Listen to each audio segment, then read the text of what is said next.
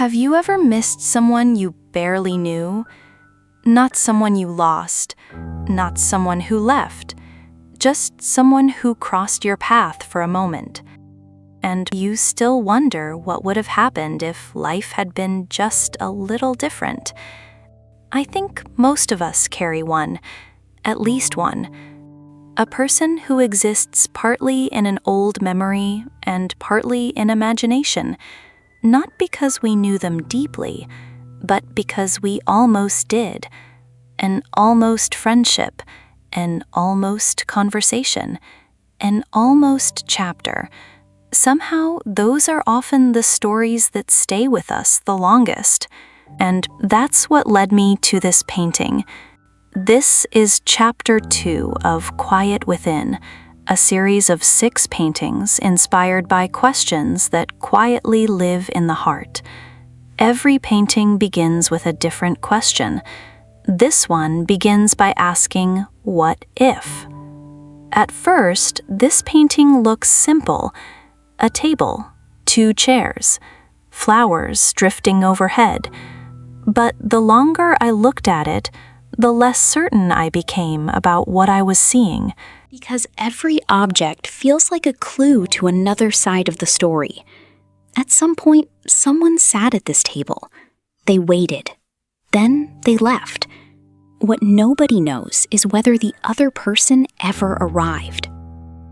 I painted this scene because it feels like evidence, but the more I look at it, the more questions appear, as if it is a frozen moment that refuses to explain itself.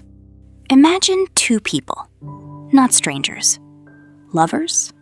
Maybe, maybe not. Just 2 people carrying unfinished words. Maybe they needed closure. Maybe they needed forgiveness. Maybe they simply needed one honest conversation.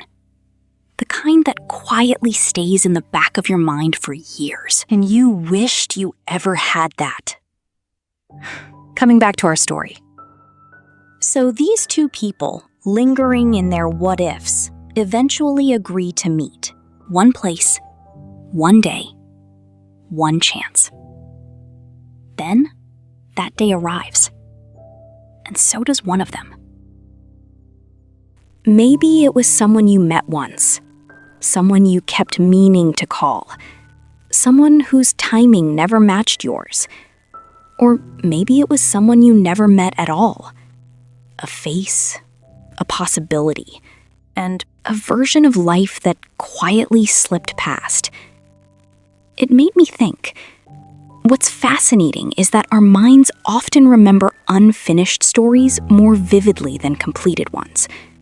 A closed book can rest peacefully on a shelf, but a book with the final chapter missing can stay with us for years. Not because of what happened, because of what never did.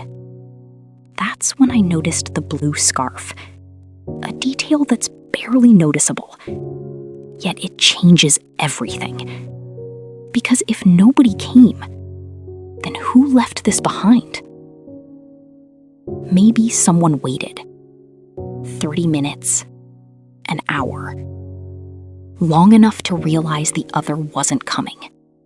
And then they left, leaving only a trace behind, a scarf, and a story nobody would ever know. Or maybe the opposite happened. Maybe someone arrived late, only minutes, only moments, just enough to miss everything, to find an empty chair, an empty table, and wonder what might have been. A table set for 2, just there, beneath soft blossoms in the air. The light lingers gently to say, perhaps someone has just slipped away. For a long time, I thought that was the story. Someone arrived, someone didn't, the end. But then another possibility appeared, one that changed how I saw everything. What if nobody was abandoned? What if nobody was rejected? What if both people came, just not at the same time? One arrives early, one arrives late. Both leave believing the other never came. Neither ever knew how close they actually were. Not separated by distance, not separated by feeling, only by off timings.